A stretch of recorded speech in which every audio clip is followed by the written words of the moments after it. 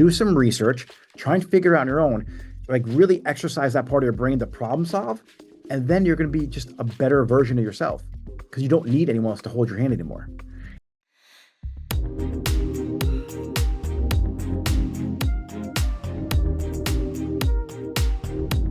Welcome back to the Successful Stylist Academy podcast. I'm your host, Ambrosia Carey. We are going to be talking about business, finance, all the things in our business that we can do to thrive and live that harmonious life.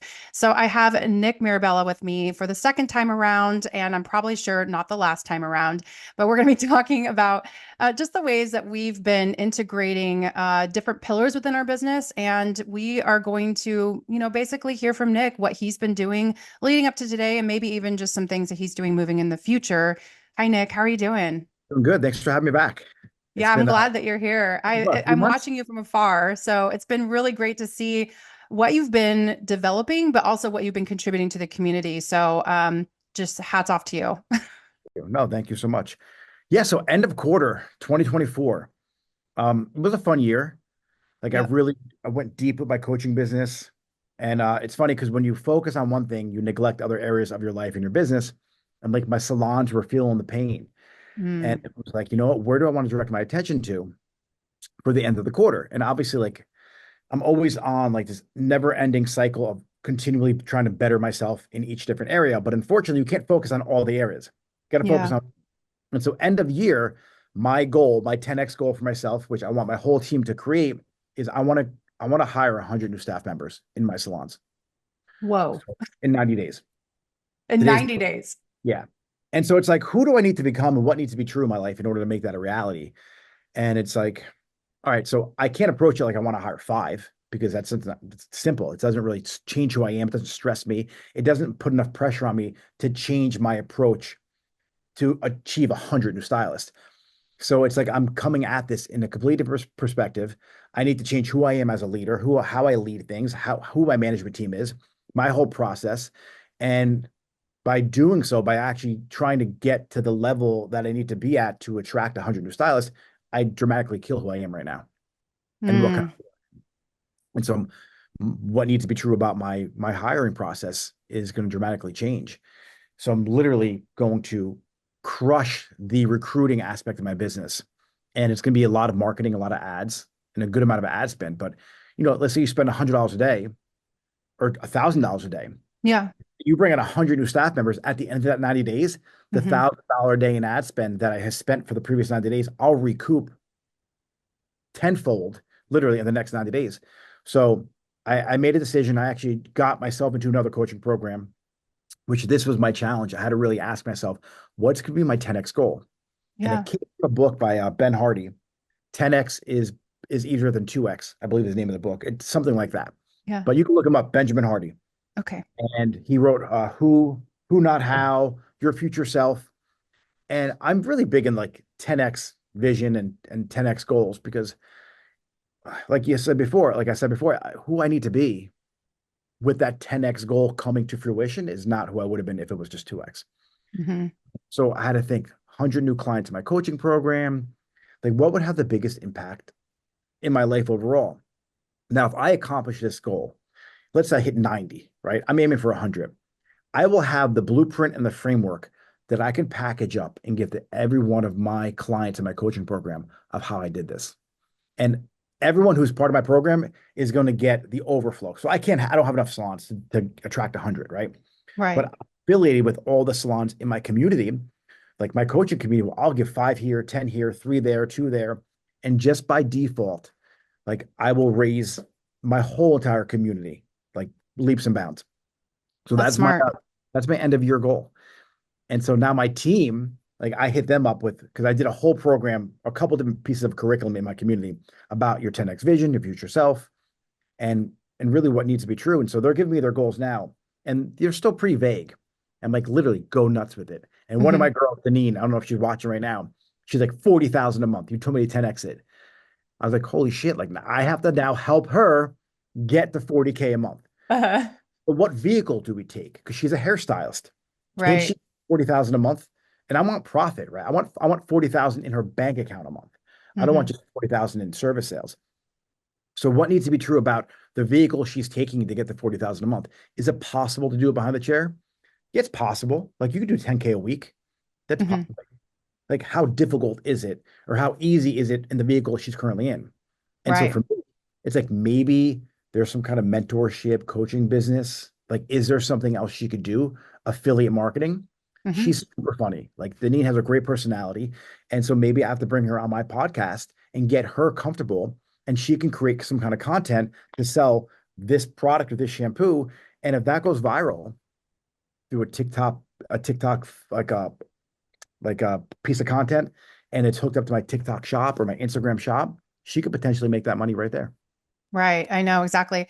So it sounds to me like, okay, well, so number one, it sounds to me like you are setting goals that you need to have it scare you a little bit. Like, and that's something recently that I've been really diving into also, because I know that I've been really playing it safe. I'm setting goals for myself. So I relate to you on this level. So you're setting a goal that's like it's something that almost kind of like you have to play the game very differently in order to achieve it, but you're also trying to pass it off to the rest of your community because you want to elevate and have the community rise up with you too, which is Yeah. genius. I mean, I think that overflow, I mean, that makes so much sense. When you're doing this process though, when you're like putting this together, how are you trying to frame it differently than the way you had been doing it? Because I know that you said that you have to do things differently. Yeah. I literally like before it would be like, all right, cool, here's my attainable goal. I'm going to do this in order to get here. I have to do this, this, and this. Hmm. And then what do I have to eliminate out of my life? And so like I have the salon, the coach, I have all these different things that I do. And so there's also different things that I participate in my personal life that I just can't do anymore. I have to learn how to say no. And Hmm. so if it doesn't align specifically with the outcome that I'm desiring to get, I don't do it.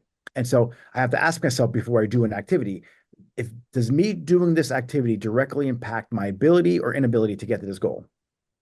And if it doesn't impact my ability to get there, it doesn't help me get there, I don't do it. Right. And so does it actually hurt my ability to get there? Like, am I thinking I need to go here, to go here, to go here? Is that what I need? But that may not be true. So the quickest way to get from point A to point B, obviously, is a straight line. Mm-hmm. And us as entrepreneurs, we have the unique ability to make things so much more complex than they need to be. And so Totally. I'm going to simplify the Yeah. process. And honestly, when I probably said this on your podcast, it was what business do you think you're in? What business are you really in? And what business do you need to be in? As salon owners, we're in the recruiting business. Yeah. You might think you own a hair salon, but if you don't have a steady pipeline of new stylists who wanting to work in your salon and a steady pipeline of new clients wanting to come sit down in the chair in that salon, you don't have a business. And Yeah. so half of that equation is having the right team and being able to keep a steady flow of new stylists coming onto that team. Because, every couple of years, they might want to go to a suite, they want to open a place up. There's things that happen. They move, they get pregnant. And so the the bottleneck or the main constraint, if you think of like the theory of constraints, is having enough stylists to produce an income to fulfill your financial goals. And so for me, I think if I can acquire 100 stylists and really conquer that feat in the most simplest way so I can articulate it and package it up and then do that, almost like what Alex Mosey did with Gym Launch, or create my own a portion of my program where I can package it and sell it. Now I have something like a framework that I can teach and sell, which will benefit everyone immensely, including myself. That's so smart. So, I'm also curious a little bit more just like how you're framing your e-commerce because I know that that's something that's really I feel like it sets you apart from other stylists, and it's actually more contemporary and up to speed with what other businesses are doing. I mean, do you feel like sometimes our industry, you said the word bottleneck, and I see our industry sometimes where we're almost kind of behind the eight ball a little bit, like Yeah. we're just not quite caught up to today's standard. So I feel like with you talking about e-commerce and just being able to diversify yourself, like the example you're using with one of your coaching clients, what have you found in this process when you're working with salon owners specifically that like they're just not caught up to today's understanding of how they can diversify without just using only their fingertips? Yeah, 100%. The fact people are in our industry love putting restrictions on themselves and they like, no matter how artistic they are, they limit themselves with what other people tell them. So when I go to a brand and I'm like, hey, I need to sell this online, they're like, oh, you can't, it's the version. No, I can. It's not diversion. I don't tell you, like, I don't let you tell me how I run my business. I tell you how I want to run my business. And if you're a brand that says you can't sell online, I don't sell your product. So first, you have to take the power back. You are the salon. If these are professional products only sold in salons, like all these brands like to claim, why are they on Amazon? Well, they say, oh, we have to control the pricing, so we go on Amazon. Okay, then raise your prices on Amazon. So it's 20% above MSRP. Specifically, you control the listings, you control the cost on Amazon. And now you allow salons like myself to have their own e-commerce store and provide that e-commerce service to its clients and future clients. And so you just have to have the hard conversations with the brands and understand that you have the power. And it's totally up to you to think like a business doing business in 2024, almost 2025 at the time of this podcast. So what does that mean? Well, you have to market yourself, right? There's Facebook, there's Google. And so for me, people are Googling hair products more than haircuts, right? They're watching influencers. They want to research the best product for hair loss, the best volumizing mousse, the best serum, whatever the product is. Well, why don't I position myself by advertising my products within a 7 mile radius around my salon? So I'm going to run a Performance Max campaign or a shopping campaign specifically towards the products in my online catalog so I can reach people who can actually come to my salon and get their hair done. So I'll double down on the ad spend. I'll do $1,000 a day and just advertise to get local visibility. Now, when you purchase the product, like let's say you buy this shampoo, that's a shampoo, it might cost me $12 to acquire you as a customer. And so the profit on that product might be $12. It's a net zero, right? I'm making my margin back by selling you the product. Right, right. What does that do for me? It enables me now to retarget you at a lower cost because the amount of money it costs to advertise to acquire you as a customer is more expensive than it is to get you back again. But I don't get you back again just selling you the shampoo. I try and get you back in my salon. So the lifetime value as a customer and the average order value gets increased and the Mm, customer acquisition cost gets decreased. I know these are like big terms for a lot of people watching, but what I essentially do is I don't mind breaking even on my products to get you in my salon. So the got it. profit I make on the shampoo, I retarget to you again to get you in my salon. So I can out market any of my competition in my salon's area because Mhm. I have commerce set up online. So not only do I profit from the shampoo and the products and get you on a recurring shipping cycle, but now you become interested in my salon because I chase you around the internet, retargeting to you, and I email market to you, and I send you a postcard to your house, and I might even hand deliver it to you if you're down the street. Okay, so biggest objectives I think that people place in front of you, aside from using the word diversion, which is not that's completely different than diversion, but um, so it sounds like that barrier to entry, there's a misunderstanding, I guess, or a misalignment with the word diversion versus what it would be to be an active distributor. What are some other things that kind of get in the way of people moving forward on that, or what are the Inventory. fears? Yeah. How do I pack orders? What do we do? Yeah, yeah, Hold the inventory. How do you ship it out? Your front desk, right, isn't doing much sometimes. So have them pack the orders. Any hourly employee that's on your payroll, like just add it to their job description. If there's downtime in the salon, they can pack orders. Like, and here's the fun part. If it's local, like local delivery, the stylist who's trying to build up could add a postcard with a QR code linked to a video of them using the product to give to that person. So now when you get the product in the box, they scan the smart. QR code and it's Jen. Hi, thanks for purchasing this product. Here's how you use it. Here's my top 3 uses of this volumizing mousse. And guess what they're going to do? Probably go to Jen. And Right. so you're just creating an environment for your team to thrive. And so you don't necessarily have to pay your stylist to do that. Like they're marketing themselves, but your front desk person can do that. Your assistants can do it. Now, stocking inventory is a huge complaint I have from a lot of different people. Like they think it's really overwhelming. Well, when you buy an intro deal, you have products that are sitting on the shelf doing nothing. So why not just market them to your audience online? And you could probably get rid of a lot of the inventory.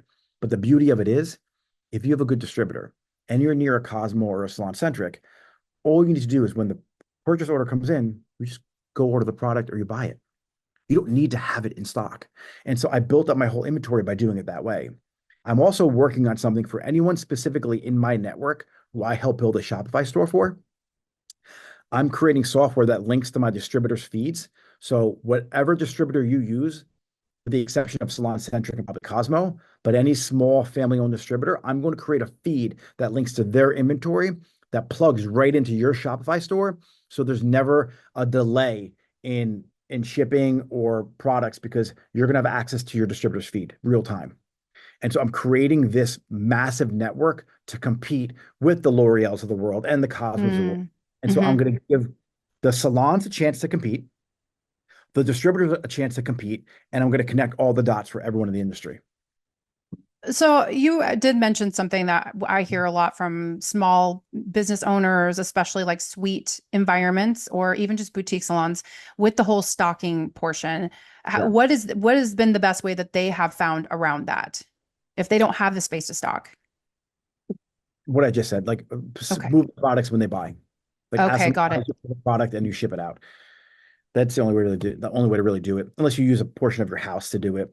But having Yeah. an online store gives you access to all your distributors' inventory. So you don't need to have it in the salon. Here's the deal. I think Ted Gibson doesn't even have products in the salon. For those of you who don't know who Ted Gibson is, he's like a celebrity stylist. He charges like $2,600 a haircut. He directs his customers to Amazon. Mind-boggling to me. But he has an affiliate link, and that's what he does. Yeah. Why don't you just direct them to your own Shopify store? And so your clients can either do in-salon pickup when it arrives, or you just ship to their house. So you could Mhm. do a recurring shipping type of deal where every 6 weeks or 12 weeks they get their shampoo and you make the margin on it rather than getting only 8% from Amazon. Yeah. So for recurring shipping, Nick, do you use a like a third party, like for Dropbox? Do you do anything like that? Or do you I use my own personally app. do it? I personally do it. So I have an app that's built in, the order comes in, it Okay. charges the credit card, and then we get the order like it's real time. And you were saying you're doing within 7 mile radius, which is really smart because then you can be the big fish in the small pond. Yeah. So Yeah. I run a couple different Google campaigns. I took a break from Meta, and this whole year I just focused on getting my Google back to where it should have been because they changed a lot of the iOS restrictions and retargeting. So I run a new client campaign just to acquire new clients nationally. I run a new client campaign just in the 7 mile radius. Then I run a retargeting campaign for any existing customers, anyone who's been to my site and added to a cart on both of those. And then I run a standalone shopping campaign for any of the products that don't get visibility. I take them out of my other campaigns and put them in a standalone shopping campaign. And so it's like this is all foreign language, but if you want to be competitive in the marketplace and be a business owner, it's time to play business and not hairdresser anymore. And Yeah. so you have to just learn it. Like you have to learn the language about marketing. You have to understand how Google works. Then you master that. You hire someone to replace you in that role, and then you figure out Meta. Then you hire someone to replace you in that role, and then you manage the two people who manage the multiple campaigns. I want to segue into those who kind of are doing opposing to what you're saying.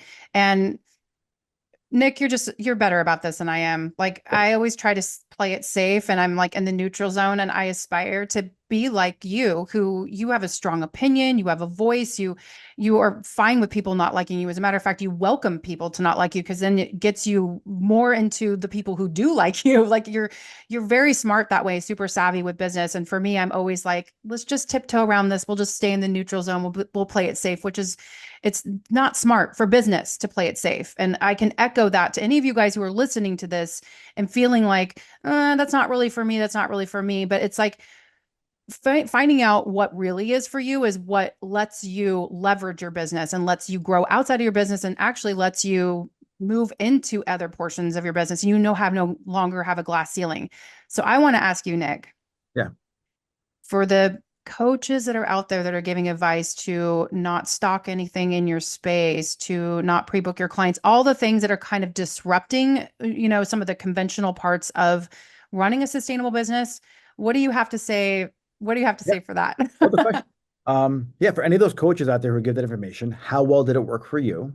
How much money did you make? I'm willing to bet that I make more money than you behind the chair as a stylist. And so if you made more money than me and you were able to generate more of an income and make more clients happy, then prove it to me. Or did you get into coaching because you were burnt out because you didn't have the bandwidth to actually do clientele? And now you came up with this funky strategy that you think would work, but it's only based on theory. So the reason why I speak so passionately is because I got my teeth kicked in before. I've gotten my ass handed to me in this industry. and I know what works and what doesn't work. And so I just, I've done it. Like I put the time in. And so to me, pre-booking your clients is essential. Stocking inventory to have the product here to sell it is essential. And Yep. why aren't you stocking inventory? Because you can't sell it. Right. You're tying up too much cash flow in inventory. Okay. So what needs to be true about how you sell the product to people? Just because you can't sell product doesn't mean you shouldn't stock product. Learn how to Hmm. fix the problem by selling the product. Yeah. And so I feel like they create these different techniques and theories based on their weaknesses as business owners, and then they drag other people into their world because they don't have the capability of being a better business person. So you don't rise to the level of your goals, you fall to the level of your systems, and they just don't have Ooh, a system in place, I like right? To that. sell the retail. Yeah. Well, just something I actually taught today in my coaching call was the theory of constraints. So Google the theory of constraints. Typically, you have a constraint in your business, right? There's a problem, bottleneck. And if it's like you have too much inventory, well, let's take a look at the problem. Did you buy too much inventory? Why did you buy too much inventory? Was it on sale? Will it pay off in the long run? Or do you have too much inventory because you can't sell it? Like, what's your process for selling the inventory for the inventory? And maybe you should fix that process because it's not don't eliminate the inventory. That's not going to solve the problem. Right. It's the problem you have with selling the inventory. The whole retail space blows my mind. For anyone watching this right now, if you own a suite and you don't sell products in your suite, you're doing yourself a big disservice. See, when you worked in the salon before the suite, you might have got like a 10 or 20% max commission on the product. So on a $20 bottle of shampoo, it's $2. But now you're making $10 profit on that. So it's important that you understand the numbers and the margin and how that works. And your clients are in a buying zone. Like when they come get their hair done, they're in the mood to buy. They're paying for their hair. You don't want to put on less. You want to be like, hey, you're in the mood to buy. You're going to pay more. It's like the upsell at a checkout. Like if you want to get free shipping when you're checking out, everyone does it when they buy shoes, clothes, and everything online. You're like, oh shit, let me just add on this extra thing. Let me add on the belt. And so you spend more to get the free shipping. And so you have to understand the psychology of someone who's buying. They're in the mood to spend money right now. So make Yes. you sell them the product to give the insurance on the color that they just paid money for. And if it truly works, then sell it to them. If it doesn't work, stop selling that product. Make sure you get behind a brand and you sell a brand that you believe in. And then it makes it very easy for you to pass that on to your clients because they need that product. Couple things you said there that I feel like I just have to reiterate. Like It's, the last thing that you said, make sure you believe in what you're selling. Because I think sometimes, like, if you don't know enough about the product or you actually use it, but you got it on sale, like the thing that you said, or you don't know enough about it, like what makes it so distinct? Why are you so passionate about it? Why did you choose of all the hundred, I mean, several hundred different types of products you could have chosen? Why did you choose this one specifically? And the more you know about it, the easier it is for you to sell because it doesn't feel like selling. Like you are using that because it is your right hand man when you can't service that client. So I think that's big. The second thing that you said that is really important that I think that for those of you guys listening, remember that if you are only supporting affiliate links through third parties and you're using that as your source of your retail option, you're already capped out. Like you can only make the 10, 15, 20% what that is. But if you hold your own, you get to decide what your markup is for that. And even if you put it on sale, you still can make your money back. So I think that's important to think about. Like it gives you an option for an added source of income, but it lets you be in the driver's seat of it. yeah, people are like, oh, they're going to order from Amazon. Yeah, Amazon next day delivery, they get second delivery. Like they get it in their hand right then and there. There's no better delivery than that. If they're in Yeah, your salon, put it in their hand, they can walk out with it. There is true. something to be said about getting a package delivered to your house. Like there's a book written by the guy who owns Zappos. Um, he passed away a couple years ago. What's it called? Delivering Happiness. And it's a fun book to read. It's delivering happiness. So people like when you get that Amazon box, right? The smiley face on it. Zappos, it's something about receiving a package at home. You're excited, right? It's like It's so Christmas. true. And so don't you want to make your clients happy? Like, don't you want to give them that ability? So why Right. not have a Shopify store? Yeah. And let me just iterate what Shopify is. Shopify is not a third party seller like Amazon or Walmart. Shopify is a website builder. So go to the warehousesalon.com. That's my website. It's built on Shopify. You could have an Mhm. about me. You could have landing pages. It's a great way for you to build SEO. So you could have a landing page for highlights, one for extensions, one for haircuts, one for whatever service you provide in your salon. You could run events out of your salon, build landing pages for that. It's just a great tool to use. It's 59 bucks a month for the basic platform, but the amount you get for SEO and the ability to scale that $59 a month is huge. And so now your client leaves with the product and you're like, hey, Barbara, you keep buying this product or coming in to pick it up in between hair services. Why don't we just ship it to you? Let's put you on auto ship every 8 weeks. And now what you're going to do is you're going to have, you know, 20,000 a month in reoccurring revenue just based off your retail. And guess what happens when you have that? You have a business. Now, when someone looks at your salon to purchase it, you're like, hey, we're doing 100,000 a month in service revenue. We're doing 20,000 a month in reoccurring shipping revenue. We're doing, 20,000 a month in reoccurring subscription for blowouts and single processes. You have a real business on your hands here. And now if you want to walk away and sell it, you can actually sell it. But most salons can't sell their business because there is no business without the owner. So you have to Right. create a place that you enjoy working at, but you can make a profit from, even if you don't do hair. And so that's what a lot of owners have to understand. This business is super profitable if you take yourself out of the equation and build the business around the actual salon industry. If we can get a fly from the sky, like a bird's eye view on your business, because I know that you have more than one salon, how can you tell us a little bit about how your day to day operates? Like, do you have specific days that you do shipping? Do you have specific employees that are in charge of that mostly? Like, how do your Yeah. are your So operations set up? I probably couldn't print an order right now. I probably forgot how to do it. So I have a team in charge of operations for that. I have a management team that handles the salons. So each location has its own individual manager that manages those teams. And I directly connect with them and we communicate. Now, each one of my managers for those salons are either equity partners or just managers. And so my day to day is managed by the day. So typically Monday is my coaching day. A lot of my coaching calls happen on Monday, and then Tuesday is my leadership day. And so any kind of leadership conversations or meetings or appointments happen on that day. Wednesday will be Shopify, e-commerce. So anything that has to do with e-commerce, I do that day. So I do my coaching calls for e-commerce that day because I coach salons on e-commerce as well. And then I'll take a look at that business directly and see how our ad campaign did. I'll just get some feedback and read the data. Thursday, I might redo. I could probably get my calendar out for you. Thursday will be I should know that. I just changed it around. Will be coaching day. So I take a look at my coaching ads, take a look at my coaching, what's going on in that business, not just coaching, but the actual business of my knowledge-based business. And then Friday, I tour my salons. So I just jump around salons, make sure the salons themselves are doing well. And then Saturday is also another leadership day where I pop around my salons. I don't do much, to be honest. I do a lot of talking, but the physical labor of me doing hair, I don't do hair anymore. Okay. So I'm tired.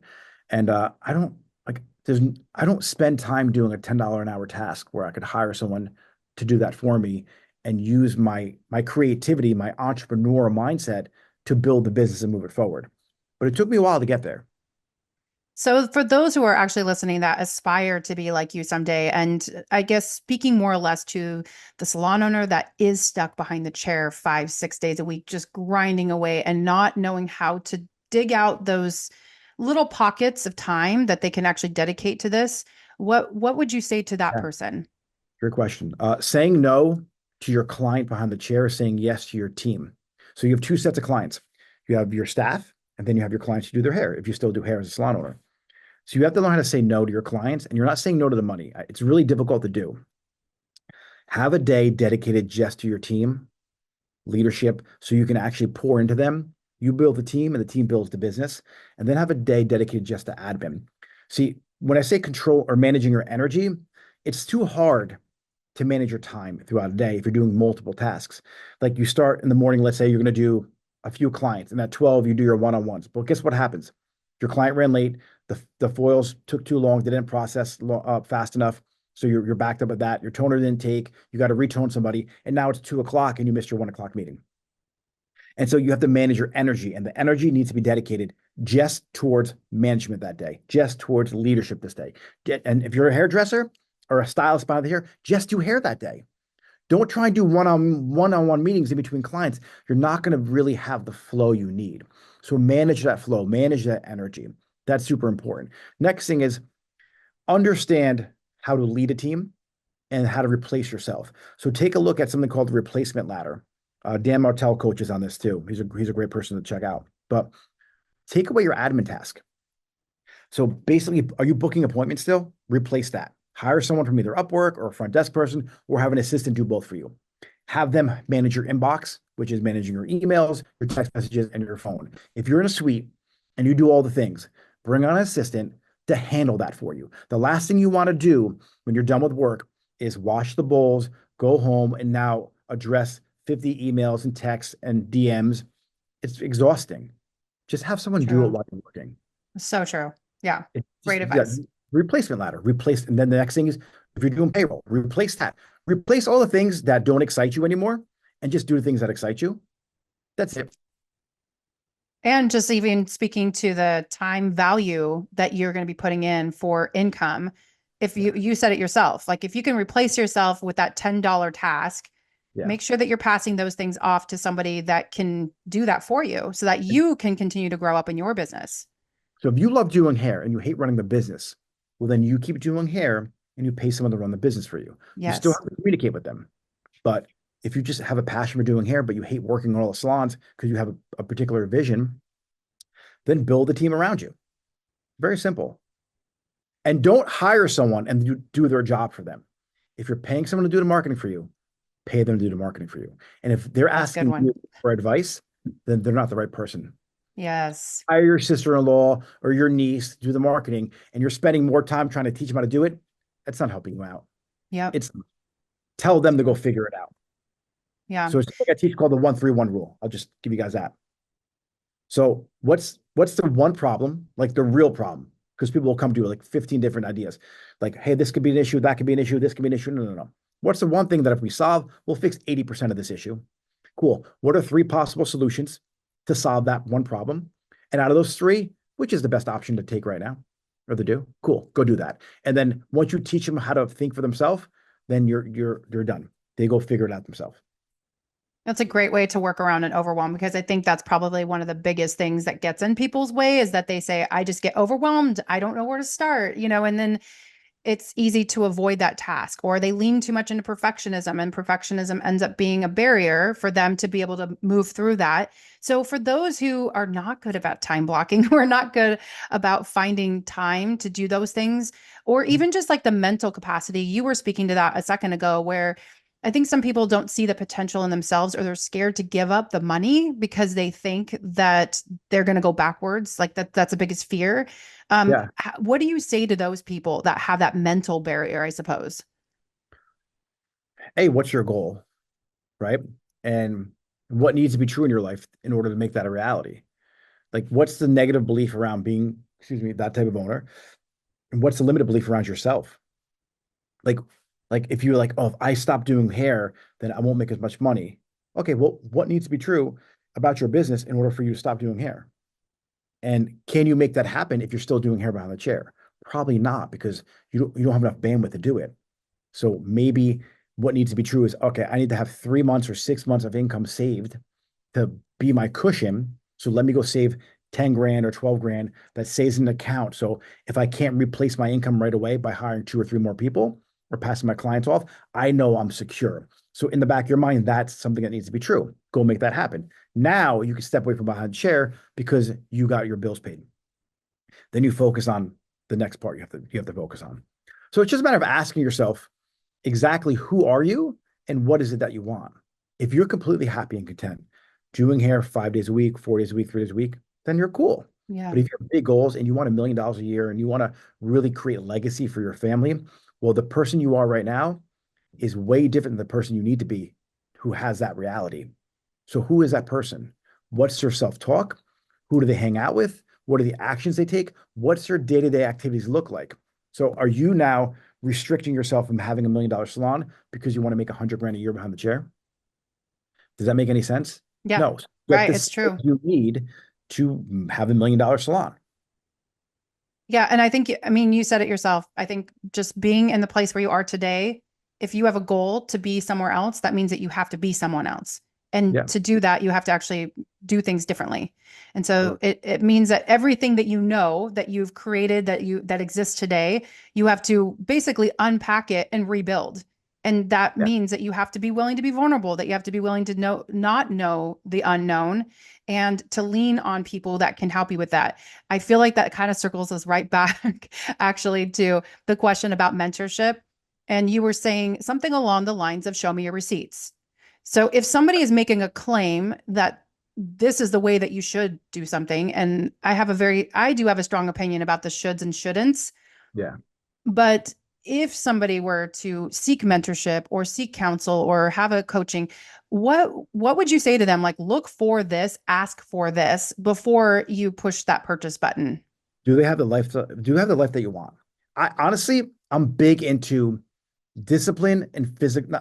I shouldn't say physical appearance, but if you truly care about yourself, right, you have discipline. Typically, the way somebody shows up for themselves, going to the gym, being in shape, having good hair, having good skin. Like we're in the beauty business, right? So you want to make sure that you're showing up. Like we're showing up as hairstylists. We're It's true. professional. We're beauty professionals. Yeah, how they are is who they are. Yes. So do you have discipline? Do they post consistently? Do they add value with their posts? You can hear in their post if it's authentic or not, if they're passionate or not, if they know what they're talking about or not. And then take a look at their track record. Like do they are they consistent? Where were they 2 years ago? How much growth did you see them have? And for me, I don't ever like there's a lot of programs out there. I'm not going to drop names right now. They give you the system of this is how you need to do it. My system's very flexible. Like if it works, use it. If it doesn't, discard it. Like it's not one size fits all. These are systems that are very pliable. And so if only a piece of the system works for you, then let's use it. Let's take a look at your specific needs for your goals. Everybody has different goals, and there's not one vehicle to get you there. There's a bunch of different vehicles to take. Let me True. find the right vehicle for you because I've done a lot of them, and then I'll help you figure it out. So essentially, I'm more of a problem solver than I am like a specific standard set way of how to do things. All right, cool. If that doesn't work for you, let's change it. I don't really care. And by me changing it to help fit you, I might learn a whole new way. So That, you got to be flexible. You got to be like yeah. water. Like I love Bruce Lee. And he had a quote, be like water. Right? You Yeah. put water into a teapot, it becomes a teapot. You put it into a cup, it becomes the cup. It can crash, it can destroy land, or it can give life. Like so, just be fluid.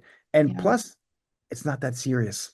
Right. Really, That. like if you fail, who cares? Yeah. In 100 years, no one's going to know who you are. It's so true. I know. My husband and I talk about that all the time, actually. I It's don't very take things true. so seriously. Yeah, But it's also freeing when you it is. start looking at things more that from that landscape. I know Yeah. I'm going to be dead. I'm going to be dead in 100 years or less, Yeah. probably less. So if I make a mistake, cool. I pick myself up, I learn from it, and I keep on moving. Yeah. And That's that beautiful. mistake, like think of the sticky note, the post-it notes for you guys. You know that was a big mistake. What's that? The post-it note, the sticky note. How's I don't have any on my desk right now. it was a Like you mistake the way it was made? Yeah, it was supposed to be a super adhesive glue, like crazy glue, and it Oh, was a big failure. Well, guess what? That big failure is super profitable. yeah. How they took that failure and was like, oh, it sucks, didn't work. What can this work for? So, what did I learn from this mistake? And where can I make this work in my life? And so, honestly, I took all my mistakes that I did and I had happen to me in my life. I was like, shit, if I could teach people how not to make these mistakes, well, then I could really help them with business. And so by learning what not to do, I'm learning what to do. And so True. that's how I formed my businesses and my structures and my systems. And I'm always learning from different industries. So you could learn from any industry. How does it apply to the hair industry? How do I Right. take that hot dog truck down the street or the donut shop at the corner? What are they doing for marketing? How are they so busy? How are they becoming oversubscribed? Like, how do they sell out of donuts or sell out of hot dogs? Or why is there always a line there? What is it that they're doing that I can implement in my business and learn from everyone? Everyone can teach Love you. that. I love that. I feel like that is like the biggest takeaway that I hope most people are listening in on is that in order to be who you want to be, you need to surround yourself with other people who are like what you want to be. And it doesn't have to be in this industry. You can learn a lot outside of this industry if you just lean into it. And I think also just you even talking about like your legacy that you want to leave behind, having that bigger goal picture in mind rather than what you've been doing. I think that is also really freeing and it allows people to be more creative within their business, which feeds back into the passion. And is what turns it into a more sustainable business. Yeah. So words of wisdom here. I love these kind of conversations with you, Nick. I love how passionate you are about it. And I also love that you have a no BS way of approaching it and just being like, there's no shoulds and shouldn'ts. It's just what works for you and what do you really want out of this? I think sometimes people they want to avoid that fear so much that they don't even ask themselves, what do I actually really want? You know what's funny is it made me think of this. People who are afraid to fail, you didn't fail yet. Yeah. People who Yes. like really successful people, they fail and they fail big. Mm-hmm. They don't care anymore. Like Jeff Bezos had a $650 million mistake with the Fire Phone. He didn't give a shit. Had he let that define who he is, he wouldn't have the success that he has today. He wouldn't keep on ongoing with his successful ventures and what he does. And you look at guys like Alex Ramosi. He went like borderline bankrupt twice, went to zero a couple of times. Mm-hmm. He's a genius when it comes to business. Yeah. So much failure that happens, it doesn't make a big, it's not a big deal. It doesn't make a difference. And you're like, just keep on going. Keep Nobody going. cares that you failed. Trust Yeah. me. If you get to the top and you don't have any failures, I'm skeptical. Yeah. Yeah. That's called a pyramid scheme. Like, how did you like it? Just you only learn from your mistakes. You learn from the mistakes of others, which is why mentorship's important. Yeah. But for people who are thinking to themselves, oh my God, that course is expensive, or I don't want to invest the money into this program. Let me ask you a question. Do you know the ignorance tax? Right? A lot of people may not know this. Mm-hmm. If your true potential is $200,000 a year Mm. as a hairstylist, and you're currently making $50,000 a year, and there's a gap between 50,000 and 200,000. That's a $150,000 gap. Yep. You're willing to not spend $1,000 on a course or a program or a coach to miss out on the opportunity to make an extra $150,000 this year. That's ignorant.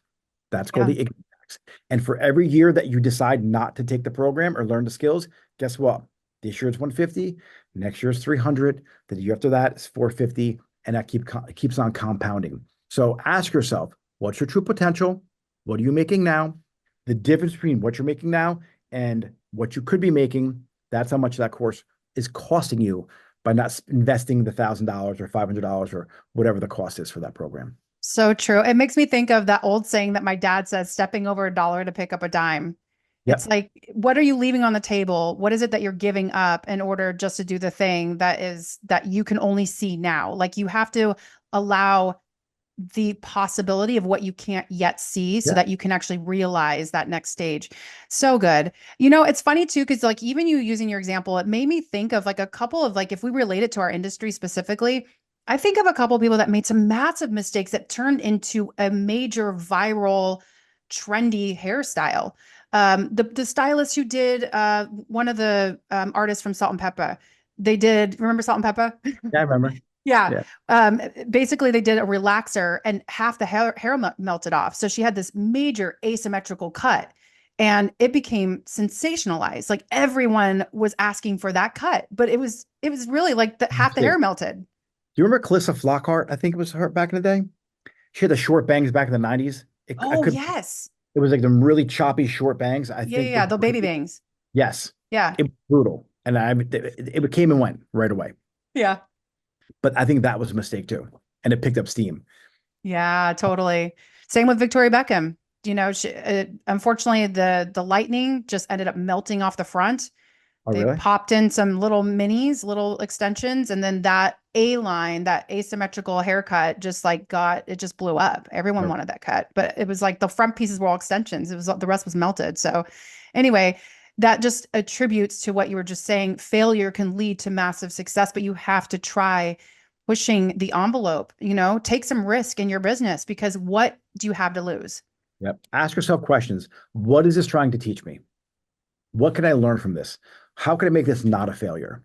Like, what can I really take away from this and flip it? And then for people who are like, just always like seeking more knowledge and more knowledge. And like for the opposite of the people skeptical of programs, what are you pretending not to know that you already know? And I love that line. Like, you know the answer. Yeah. You know you should get the education or you should do the X, Y, and Z thing or you should take the leap. But what are you pretending not to know that you already know?